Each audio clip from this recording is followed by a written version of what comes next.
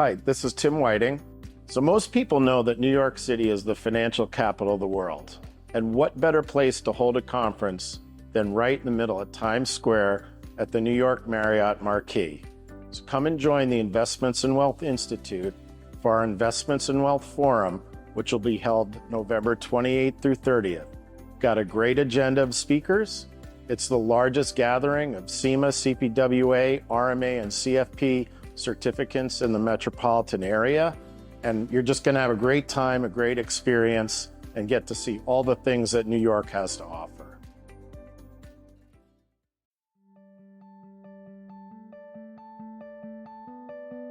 We're proud to welcome you to the Exceptional Advisor podcast series, brought to you by the Investments in Wealth Institute. This series aims to help you to better serve your clients, differentiate yourself from the competition, and enhance your ability to communicate those differences. Hi, I'm your host, Bob Powell. My guest today is Shane Snow. He's an award-winning journalist and entrepreneur, 3-time best-selling author and explorer. Shane's writing has appeared in GQ, Fast Company, Wired, and The New Yorker. He is a world-renowned keynote speaker on the art and science of innovation, teamwork, and storytelling. His current ventures include being CEO of Showrunner, chairman of Snow Academy, and a board member at Contently.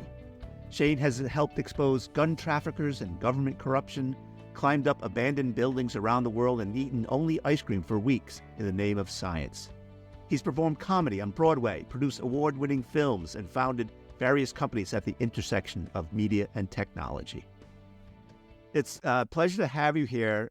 Before we dive into our questions, for the benefit of the very few listeners and folks watching this who may not be familiar with you and your work, do you mind giving us a brief overview? Hey, I'm glad to be here. Thanks for having me. Sure. So the resume version is I studied business and computer science in undergrad. I went to journalism school, started writing about technology and business for Fast Company, Wired Magazine, places like that, and freelanced everywhere, and was inspired by all the crazy tech companies I was writing about as a reporter, and started my own tech company.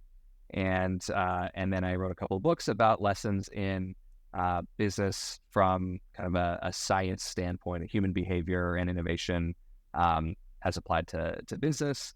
And then kind of went back and forth between those two worlds a couple of times. Journalism and writing, back to doing business. I did a couple of companies, and now I am running a tech company that's in the film industry. So we're helping introduce new technologies to film sets, and so I've had this kind of this career that's always centered around business and technology and storytelling. Yeah. We'll talk more about Showrunner, Snow Academy, and is it pronounced Contently? Is that originally it's pronounced Contently. Everyone said Contently, and that's friendlier, so that's what we went with. Many years ago now.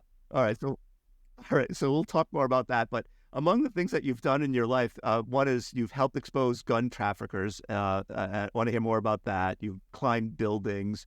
You've been on Broadway. But before you talk about that, the one thing that sort of intrigued me is this notion that you ate ice cream for weeks in the name of science. Yeah.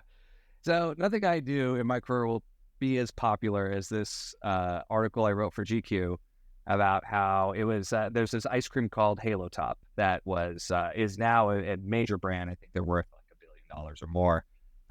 And at the time they were just in some small specialty stores in Los Angeles area. And I did the math. I looked at the label on this ice cream that a personal trainer friend introduced me to. And I said, hey, you can eat like 5 or 6 pints of this a day and lose weight because there's no calories in this ice cream. And it actually tastes good. It tastes better than you think a low calorie ice cream would. So I'd been writing for GQ, and I told my editor about this ice cream, and I said, I want to eat this ice cream for a couple of weeks to see what happens. And so I documented that. I interviewed nutritionists, and I had my personal trainer, and I brought ice cream with me everywhere and ate it 5 times a day. And I lost over 9 pounds, and I got canker sores, and I was vitamin deficient, and so I documented, this is not a good idea, but ice cream doesn't have to be so bad for you, basically. And that article went viral, and people started, talking about the ice cream diet, and then people started talking about how the ice cream diet is not good and you shouldn't follow it. the original article didn't say anything about how this was a good idea. It said it was a bad idea. But Halo Top, I had interviewed them for the article about how they started, and they called me up and they said, "Hey, if you ever want free ice cream," and I said, technically this is a journalistic endeavor, so I cannot accept that. But it sounds like you guys like business is going well as a result of some of those exposures. So that's the story. So, well, do you have a favorite flavor? I mean, the mint chip, I think, was the best at the time. They were very limited at the time. They had like 3 or 4 flavors. I didn't like the vanilla. The chocolate is always a good one. But what that story and that whole endeavor is sort of, you kind of got at it, just a minute ago. It's emblematic of what a lot of my career has been, which is finding excuses to do things so I can write about them. Yeah. And then writing about them so that I can hopefully learn something that helps me with business or helps other people. And this was one where it's hard to find the excuse beyond writing about it. Eating only this ice cream and seeing if you lose weight and seeing what happens to you, it's for the story itself. Right. But I've done a lot of those kinds of explorations into things like getting my brain electrocuted to like understand how, new therapies are, coming about for, targeted electroshock essentially. And what that means for mental health. There's a lot of things that I've done in that vein where I'm the test subject because I'm interested. I want to know what this is like because I want to write about it and then eventually help people. The ice cream being kind of a lark among a lot of other projects like that. That's great. I, as a fellow journalist, I often hire interns out of Northeastern University or Quinnipiac or name the journalism school. And I tell them, for me, the key component, the key thing to success is just to be eternally curious. And it strikes me that you have developed this innate sense of curiosity. Absolutely. Yeah. I mean, it's a big driver for me. And I think, like I said, you can learn from exploring things, even if they seem to have nothing to do with, what you're actually working on.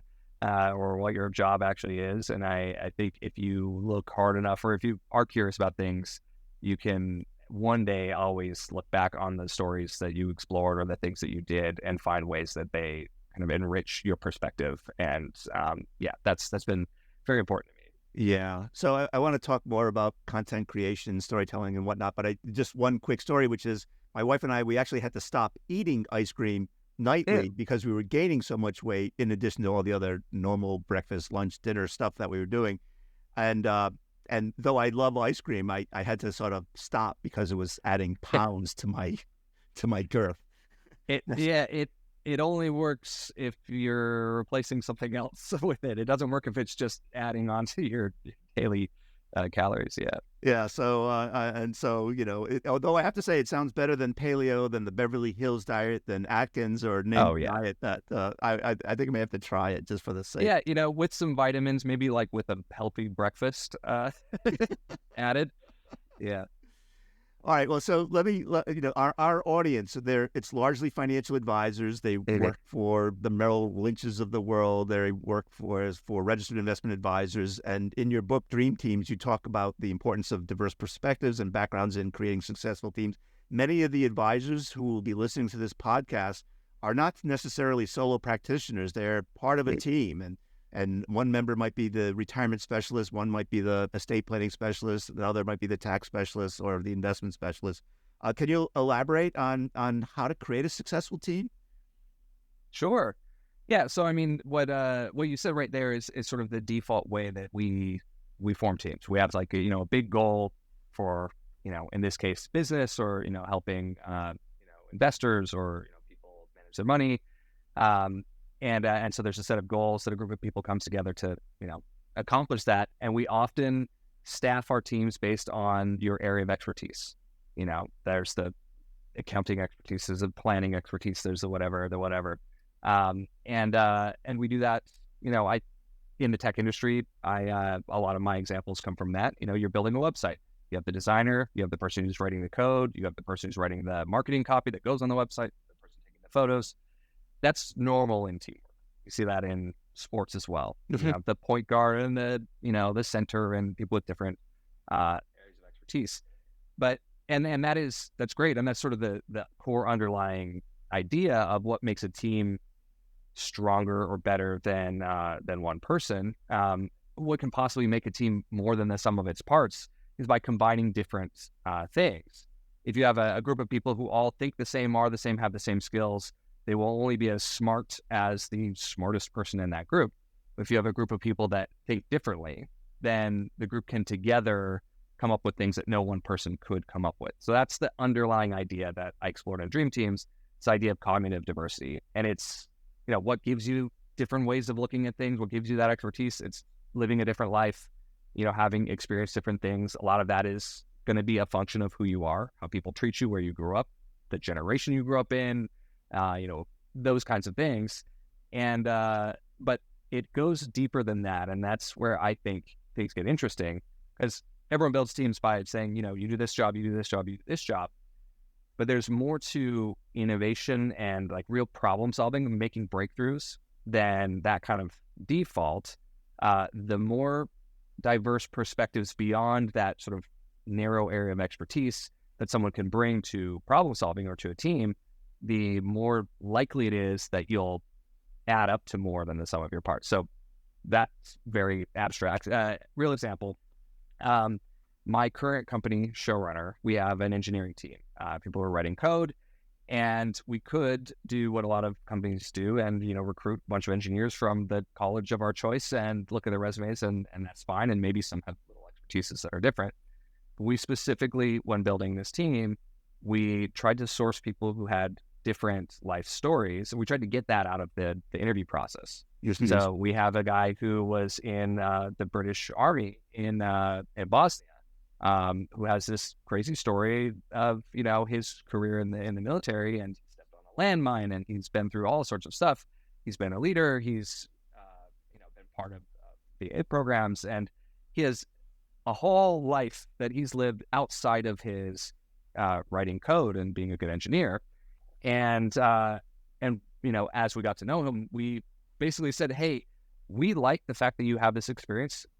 Draw from that. We have another engineer who is in barbershop quartets and has wired up his whole home to be a smart home. We have another engineer who's she's a CrossFit instructor, and so she has this really great coaching ability and understands, CrossFit is very dangerous. You can do things wrong. She understands how to coach people to the point of growth, but not past the point of danger. And so, yes, they're doing a specific job, but we've reinforced this idea in the recruiting process that we want people who are bringing more things. So when there are really thorny problems to sort out, we know that people are drawing from a wider cognitive pool than just like we all kind of have lived this same life. And so in Dream Teams, I go through the kind of the psychology of that. There's actually mathematical models around this stuff that folks have done. But then also just, story after story in history of how, it's great if you have a sports team where people have different, abilities. But when you have two coaches that are very different, talk about the Soviet hockey team from the 70s, the Miracle on Ice story, this hockey team that no one could beat. The sort of less known part of that story is the two coaches. One was this like drill sergeant type, worked them super hard. And one forced them to take like ballet classes and learn karate and do like ninja rolls. And so this team had this choreography experience and this combat experience that other hockey players didn't, and that added to their ability to sort of thwart the opposing teams. And that was a function of that cognitive diversity that the two coaches brought. So that it sort of monologues there, but that's the underlying idea of this diverse perspectives. Yeah. So I guess two questions. One is, I guess on the hiring side, it's really important not just to know that someone has expertise in investment management or security analysis or whatever the case may be, but that they have come to the table with other things that you might not have thought central to the position, but could be. Yeah, absolutely. I think including, and it can be anything. It can be having lived in different places, so you understand how people live different ways, and that's okay. It could be someone who, if everyone on your team has a perfect track record, you might, encounter situations where it would benefit you to have someone on the team who is really messed up and has learned, that lesson. And so that they can see the waterfall that no one else sees. Someone who's made a very, very bad investment decision and has now proven that they don't do that as by way of pattern, but understands what to look for, in places that someone who's not lived that experience might not have. That's just an example. I actually don't know, if anyone listening to this is like, wow, I don't want to do that, but that kind of thing, or very least in your brain trust when you're making decisions, tapping into people who have those kinds of perspectives can be really, really valuable. If not, just on the hiring, on the who you consult when you're making big decisions, who are your inputs into your process. You can add that same kind of idea there as well. Yeah. So let's say, for sake of argument, your team is assembled. Everyone came out of Harvard with an MBA. They all look alike. They all wear blue blazers and white shirts and red ties. As a leader, would you be encouraging your folks to sort of go out and acquire diverse experiences, go climb mountains, go jump out of airplanes, go fly fishing in Montana? I mean, whatever it might be. Absolutely.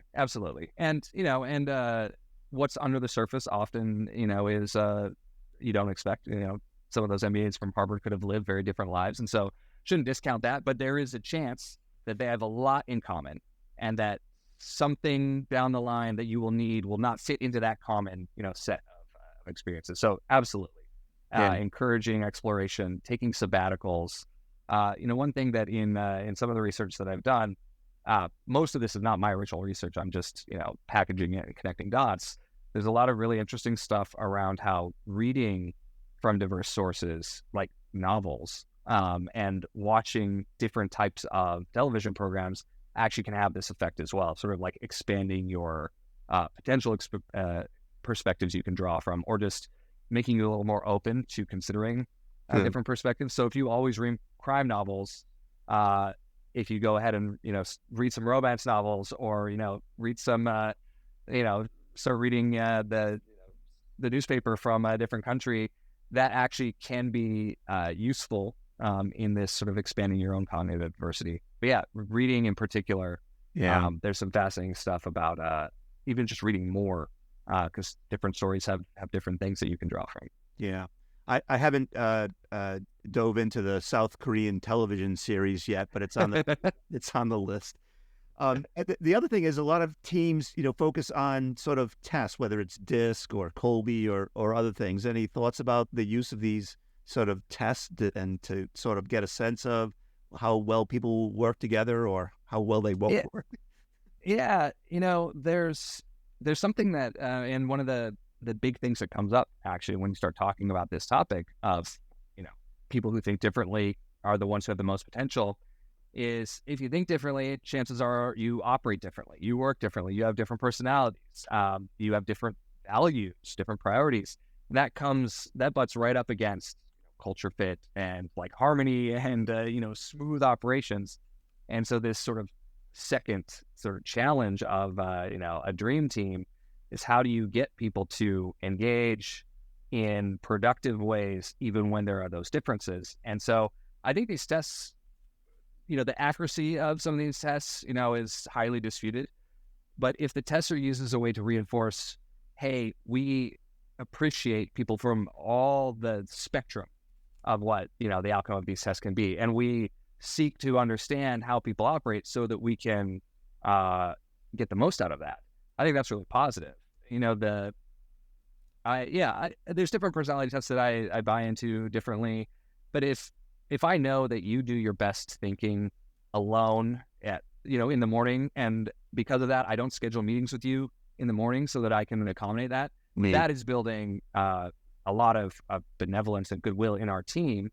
And that's kind of leaning into the idea that, our differences are important.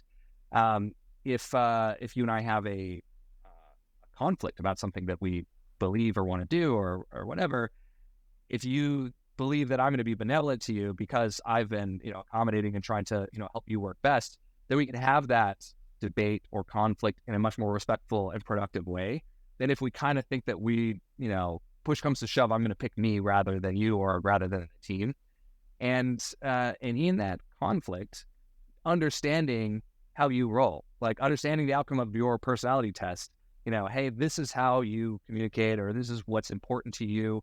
If I understand that, I can approach this in a way where I'm not furious when you don't react how I would react. Yeah. I had a manager one time, two managers, who had this issue with each other. They were having a lot of conflict. Their teams needed to do a lot of work together. They were having a lot of conflict that was turning personal. And when I figured out, one of my mentors helped me sort of get to this. When I figured out that a big source of this was the design leader did not like, kind of shut down when there was a direct confrontation, especially when it got heated. And the marketing manager got heated very quickly and then would later kind of regret some of the things that he would say and come back and apologize. When I realized that, or when I sort of learned that, hey, both things are just, these are people and this is how they initially operate, then I could come in and help coach like, hey, so you understand you, and so you understand you. When there's conflict, here's how we can sit down and like take time and come back and address it in a productive way. And I was able to do this without approaching it from a, hey, feeling strongly is wrong, or hey, withdrawing is wrong. It's like, hey, we all have these tendencies, so let's find a way to work together because we all care. So that I think is the big benefit.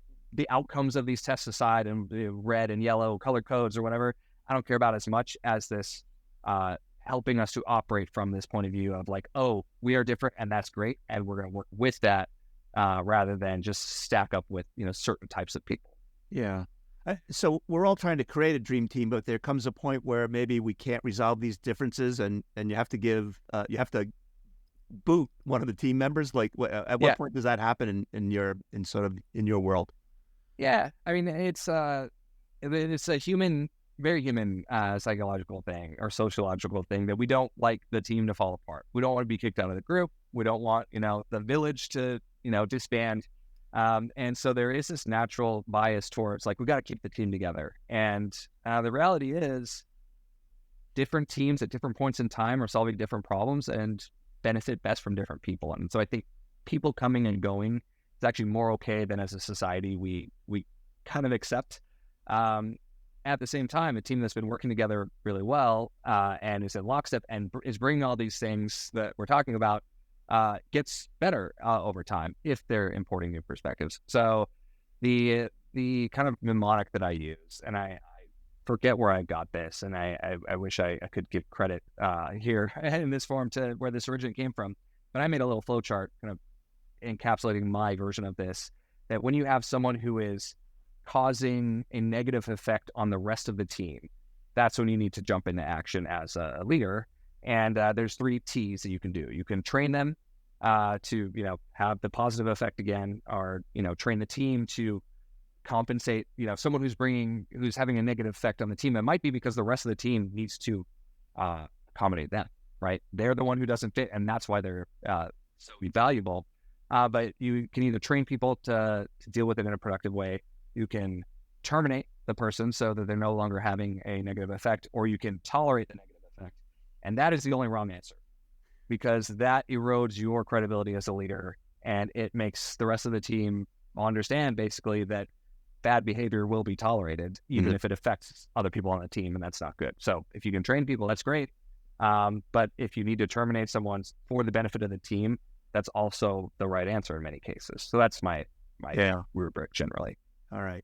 So the financial advisors who will be listening to this podcast, they are in some ways storytellers, right? They're talking to their clients and prospects about the retirement that they could have, or the colleges that they'll be able to fund for their kids, or the vacations that they'll be able to take, et cetera. So how do you approach this process of storytelling, and what are some of the key elements that you believe are necessary for a compelling story, especially as you think about advisors listening to this? Yeah. No, there's a lot of great, and it's just getting better and better. There's a lot of great science about why we humans are so drawn to stories. Why do we watch so many movies? Why do we use stories to connect with each other? You meet someone new, you sit down for lunch, you share stories of your life. Why is that so built into us as humans? And there's 2 things that I always come back to that I think are the main answer to your question. And it's that stories help us remember things better than just facts. More of your brain is firing, filling in gaps, imagining when you hear a story than when you see a list of numbers. And it's easier for you to remember that, to grab onto that memory. So storytelling helps with memory encoding. And the other thing is that storytelling helps us pay attention and care about things. So, at a certain point, a list of facts is going to stop piquing your brain's interest. You got to really try. You use willpower to pay attention. But a story with the right elements can keep your attention, keep you going. And so, yeah, what are those elements? It's basically what gets your brain, your subconscious brain, to feel like this is important, which is basically like an emotional reaction. Novelty makes your brain think that something is exciting or potentially, dangerous or useful. Relatability is an element of storytelling of like, basically it helps you pay attention, but it creates this underlying emotion of essentially empathy. You hear a story that is about someone who reminds you of you or reminds you of someone you care about, you're going to pay more attention because that empathy center is starting to activate in your brain. Stories with tension, you set up a big problem, or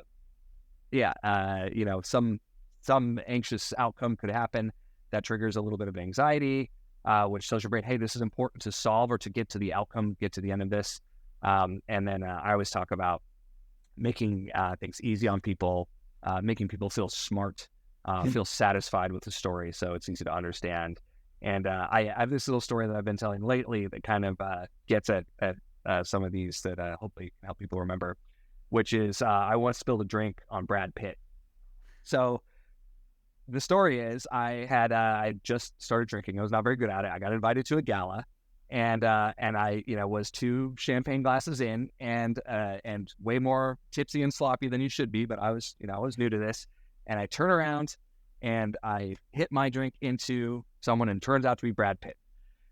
And instead of freaking out on me, he orders me another drink, shakes hands, we have a nice conversation, and all is solved. And Brad Pitt, turns out, is the greatest guy ever. Yeah. So that story is not true at all. Completely made up. But I like this because it illustrates. First, I started out the story with I once spilled a drink on Brad Pitt. Yeah. That's tension. You immediately want to know this story. You want to know the outcome of the story. What happened? Did he get mad? How? I then back up and I give context. I was new to drinking. I had 2 drinks and it was a little much. Anyone who can relate to that has been there. Usually, you're 21 or 18 or whatever, and I was actually 29, when I started drinking. So, but everyone can kind of relate to that feeling. And so it's like, okay, like you're getting into the story, your brain is paying attention. And then, we come back to the part where I spill the drink on. Guess who it is? It's Brad Pitt. There's novelty there. And then the outcome is, it turns out that he's nice about it. He orders me a drink. He's magnanimous, charming. You're satisfied with that. And that is sort of a novel way that the story could wrap up. As in a business context. So I tell that story because that's half the people listening to this are going to remember the Brad Pitt drink spilling story as a way to remember this lesson that I'm trying to impart. Yeah. But with your clients, when a client has a concern, sharing the story of someone who had that same concern and how the outcome was surprising in a good way is a way that you can use storytelling to help them remember you, to help them remember the answer to their concern, and to pay attention to what you're telling them. And you can start the story out with something, with an element of tension. Like, yeah, so I had this client that the situation was dire. Here's what happened. And, and then help them relate to it. That's a very common one, I think, in sales. Another thing is someone has a goal, maybe not like a concern, but a goal, and they're meeting with you about their goals and you want to do business with them. Sharing stories about yourself is something very relatable. How, their goals can map to, are similar to your goals starting out, or people like them again. That's sort of the easiest way to start with the kinds of scenarios that you're talking about. You can apply these elements and these principles to everything from, writing, as writing journalism, getting people to dig into your story, get beyond the headline, all the way to, presentations. You want people to not be on their phones during the presentation, weaving in stories to get them to perk up and pay attention and have something to hang on to later, to talk about, with their colleagues later. The same underlying things will apply. Yeah. Not for now, but for another time, I actually did spill a glass of red wine on the white rug of Ewing Marion Kaufman's mansion. Marion Kaufman, who was at one point the owner of the Kansas City Royals. I was in his house, and he asked me, why the heck I was a Red Sox fan. And he called me over to explain why I was a Red Sox fan instead of a Royals fan. And I was so nervous I tripped on the white rug and spilled the red wine. Oh no. And he was What gracious, happened? and he would, but like Brad Pitt, he was gracious about it. So he was like, "Pay no attention. The cleaners will get it, or I'll throw it away and buy another one." I don't know whatever he said. Great. Well, so now I'm going to remember that story, first of all, and I'm going to remember Red Sox fan. In part, the red wine helps illustrate, helps solidify that with me. It was But, red wine on a white rug. It was so Yeah. embarrassing. I was like, "Oh my God, I'm all of whatever, 24 years old," and I just spilled wine on this, multi-millionaire, famous Royals owner.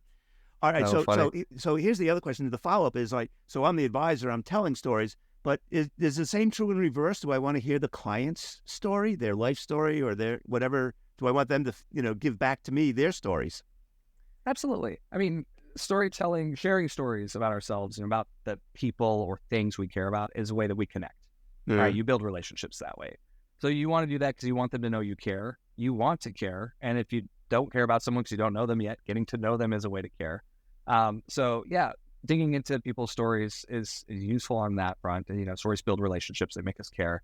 The other thing too, though, is getting to know someone's story will help you understand all the little things that make them up as a person that can help you with finding the right solutions for them, right? Mhm. Like, again, if we're talking about sales, or problem solving for a customer or for a client, understanding the little details can help you make sure that you're either framing what you're pitching them in the right way, or that you're finding the right solution, or finding the right partners to put together that right solution. I think that's absolutely crucial. I'll say, like with the Brad Pitt story, a story doesn't have to be true to have this effect on our brains. Yeah. And that's something where I would add some caution. Fiction can impart lessons. Parables are great for helping us to remember lessons. And you can watch a fictional movie and care about a group of people you didn't care about before, even though the story's not true. I care about wizards because I read about Harry and Hermione, and and those are not real characters, but I like Daniel Radcliffe because of it. It's weird that our brains do that. But stories can also be used to help people remember things that are wrong or that are, bad, and they've been used by, villains throughout history to demonize people. And so I think if you're on the other end, and we're talking about the context here, like, you're not really dealing with dictators trying to demonize people when you're selling financial solutions. But if you are, I would say that all of us are making business deals, we're forming partnerships, we're trying to get jobs. If someone is trying to sell you a story that sounds, that sort of piques something in you, that something is off here, that is your brain telling you to pay attention to that too. And I think we can use stories to motivate people, to help people remember, to get people to care. We should also understand that that people can sell us stories to get us to care, and we should still use our heads when making decisions. And I think that is maybe a trap that often people who are, I would say, in my own experience, when selling, we can fall into the trap of, I'm using stories to get people to do stuff, and then people's spidey sense go off, and it's like, hey, if you're trying too hard, people will tell, and that can backfire because they know that they don't want to be tricked. And so being as genuine as possible and listening, and this is where, coming back to your real question, listening to people, what they're actually saying, rather than jumping into your next persuasive story, counts for a lot in helping them to see that you're being genuine and not just trying to hoodwink them. Yeah. As you were talking, Shane, I was reminded of a very famous Boston Globe columnist who I won't name, but the tagline for him was "Never let the facts get in the way of a good story." Oh man, it's a bummer of a tagline. But he was well read, I guess. So the next question has to do. It sort of dovetails on what we've been talking about, and I'm fond of this notion of asking great questions. And I'm often reminded when I think about this is the famous Nobel Prize winner. When he was awarded the Nobel Prize, he was asked to what did he attribute, winning the prize, and he said that his mother would send him off to. I'm paraphrasing. His mother would send him off to school, not saying give good answers, but ask good questions. Yeah, right. It's a great story. Yeah. And it's true. It's not I believe it's largely true. Anyway, any tips for, helping people learn how to ask great questions, either, in a formal interview setting or just in, everyday conversations? Well, I would say I'm impressed by how you ask questions, and it makes sense that you do this for a living. Um, there's a few common pitfalls, I think, and then there's a few, I think, just really smart heuristics that I would say. Um, Doing your homework, so you're not asking questions that someone could just look up, that is important. It's also good for the relationship building part of like, hey, I've done my homework. This is what I think I understand, about you or whatever it is we're talking about. Here's the question I have. And then if you're wrong, there's at least some, that they can help you out with that and you learn the answer, but you're not wasting people's time by asking things that you could just find out. What's the company website? You could figure that out. Right. And we do that a lot when we're trying to do a good job, and it's okay. But that's one pitfall. Another pitfall is asking multiple choice questions when just asking a question will do. And this we don't want to do when you're trying to find out information is limit the possibilities. And unless you're trying to, if you're looking for the answer to multiple choice and you specifically want that. But you've been asking me a lot of questions that allow me to go in directions that hopefully are useful. But you're not saying, Shane, yes or no, is storytelling important? Yes. Yeah. Okay. That's not what you're trying to find out. Right. But if you said, Shane, can you tell me about the the importance of storytelling? Is it because it's good for business, or is it because it's good for relationships, or is it because it's good for sale? I might answer that question in a more narrow way because you've given me these guardrails. And also, you're taking more time asking the question when I could be answering the question. So that is a common one. Don't ask multiple choice questions when you want to, unless you want a multiple choice answer. On the other side of it, how can you use asking good questions to be more thoughtful, more innovative, to put together better ideas? I'm a big fan of the scientific method. When we were kids and we built volcanoes in school, and they taught us that science starts with an observation, and then you ask a question, and then you have hypotheses, and then you test them. Now, Often we will ask questions, and we're not asking the right question. If we just zoom back to the start of that scientific process and ask ourselves, what is the observation or set of observations that I'm basing this question on, we often will come up with a more interesting or more important question. So, the example that I use a lot is, let's pretend that we're working at M&M's, and we're part of the M&M's crew, and the boss comes in and says, hey, sales are down. We need to introduce a new M&M, a new color. I'm going to come back in an hour. Tell me what new color M&M should we introduce. So then we have a debate, black M&M, pink M&M, electric green, whatever. But if we zoom out and we say, well, hey, let's back up. What's the observation that this whole M&M color exercise is based on? This question of what color M&M should we release? It's that sales are down. Well, let's dig into that. Sales are down. Why? Year over year. Let's understand the context. Now, with that observation, what's the question we should ask? Mm-hmm. Maybe it's actually, how should we increase sales given these circumstances, not which color M&M. A different color M&M might be one hypothesis, but sugar-free M&Ms or different packaging or whatever. It opens up more possibilities. So I think when you have time to formulate questions, back up to what are the observations underlying these questions. And then the final thing that I'll say, and I know I'm spouting out a lot in this short amount of time, is I'm a big fan of the two-part question. Part one is the question you have, and part two is the filter of things that you want to eliminate from the answer set. So how do we increase sales without ruining our reputation or without cannibalizing our current business? How do we, grow this person's investment without, getting them reputational harm, or without, going into this place where, they don't want to go, or whatever it is, without ripple effects, negative second order effects. And I think that's two-part question, that filter at the end for our own thinking process is really powerful. Because you can come up with great answers that then have negative side effects once you've gone down the road too far, before you realize them. And another story that I like to use is in In Mao's China back in, I want to say, the 50s or 60s, there was this problem of birds eating crops. And so the Ministry of agriculture said, how do we get rid of the birds that are eating the crops? And they put a bounty on birds. If you brought a dead bird, you got $1, whatever the equivalent was. And then the crickets ate all the crops, and more crops died. And the question shouldn't have been, how do we kill the birds? It should have been, how do we get the crops to survive? Or how do we get rid of the birds without any negative consequences?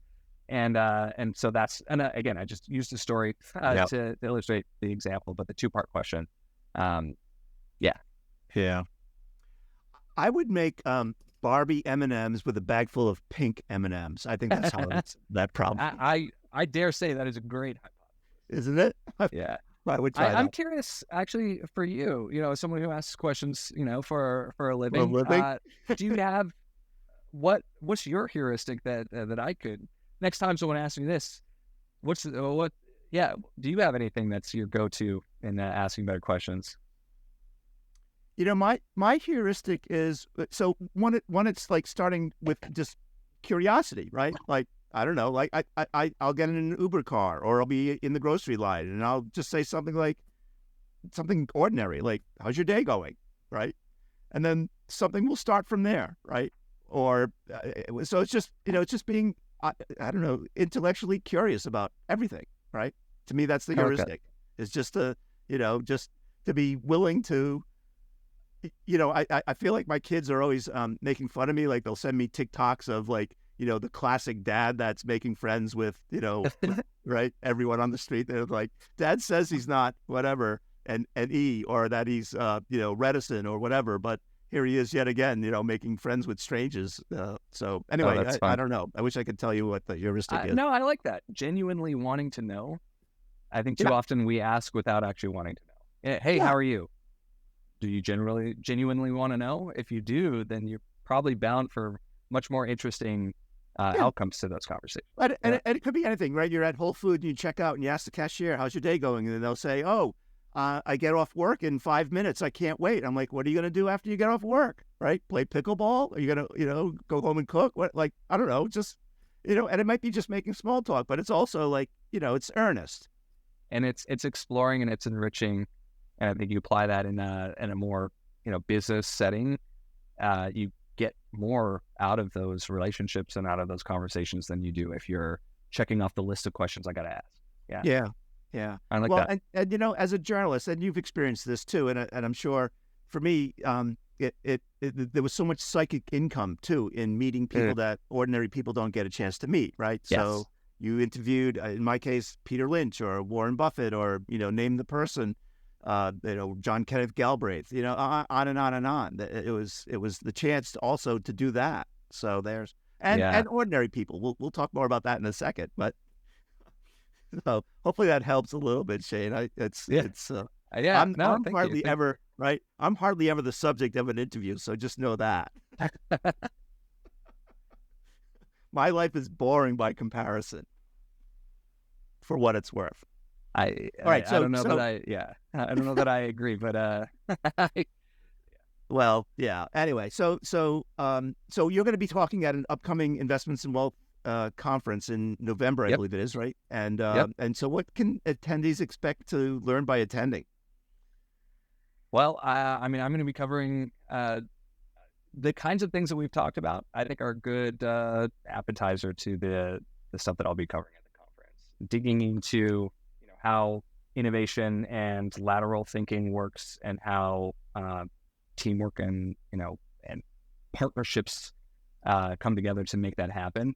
How do you solve big problems? How do you grow more as a result of people that can push you to do that? And we're going to dig into, I think, some inspirational stuff that will be good for sharing, and talking about. We'll dig into some very specific tactics and the kinds of heuristics that we've been talking about, on the storytelling front. We'll dig in more kind of this nexus of story, innovation, and teamwork. Yeah. So I always end every podcast by saying we've covered a lot of ground. Is there anything that we've missed or anything that just bears reemphasizing? I think in terms of reemphasizing this underlying idea, I mean, kind of a pattern in what I've been talking about is that there are attributes of human nature that are important, and some are built in and some are sort of learned through experience or created through experience. And no matter what the latest technology or trend is out there, whatever newfangled TikTok, VR, headphone, AI, whatever, humans are going to have infinity for storytelling. They're going to need each other. We're going to need diverse thinking and perspectives. We're going to need to be able to get along even when we're different. And the kind of the math of we can add up to more together if we bring enough different things to the party, and we interact correctly. All of that is foundational, fundamental stuff about human behavior and sort of the science of humanity that will not change just because some new thing takes over for TikTok or there's some new trend that alters the investment landscape or the business landscape. And so I think these kinds of human skills, and human understanding will help us no matter what crazy things happen in the future. And I have the feeling over the next few years, a lot of crazy things are going to happen in a lot of fields, and and we'll get through them together with each other and understanding people and believing in people and trying to understand what about each other helps make us better is going to be a big part of that puzzle that we need to solve when more things come. Yeah. So I lied. There's one last question.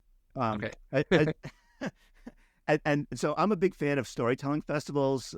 Here in Massachusetts, we used to have something called the Three Apples. I ran a storytelling festival here in where I live a few dozen years ago called Heads and Tails.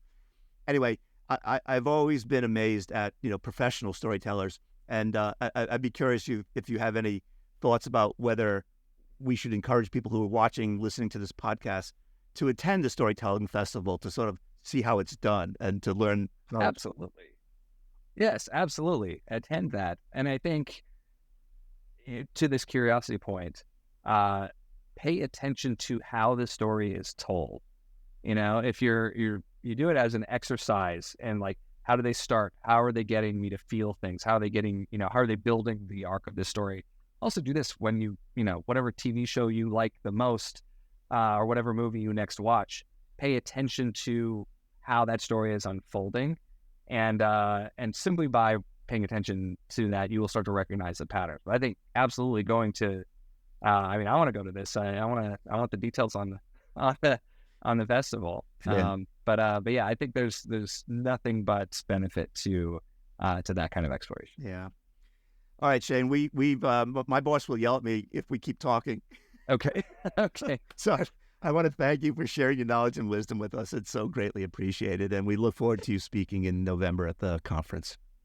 Thank you. Thanks for having me. I love talking about this stuff, so it's my pleasure, and I look forward to it. Thank you for listening to the Exceptional Advisor podcast brought to you by the Investments and Wealth Institute. If you've enjoyed this podcast, please subscribe through iTunes, Spotify, or our website at www.investmentsandwealth.org/podcast to get the latest episodes of our Exceptional Advisor podcast series. For additional resources, updates on events, and exclusive membership deals, visit www.investmentsandwealth.org.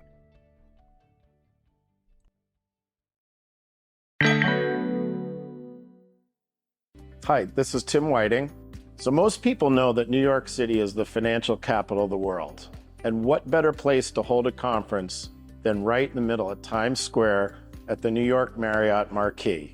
So come and join the Investments and Wealth Institute for our Investments and Wealth Forum, which will be held November 28th through 30th. Got a great agenda of speakers. It's the largest gathering of SEMA, CPWA, RMA, and CFP certificates in the metropolitan area. And you're just going to have a great time, a great experience, and get to see all the things that New York has to offer.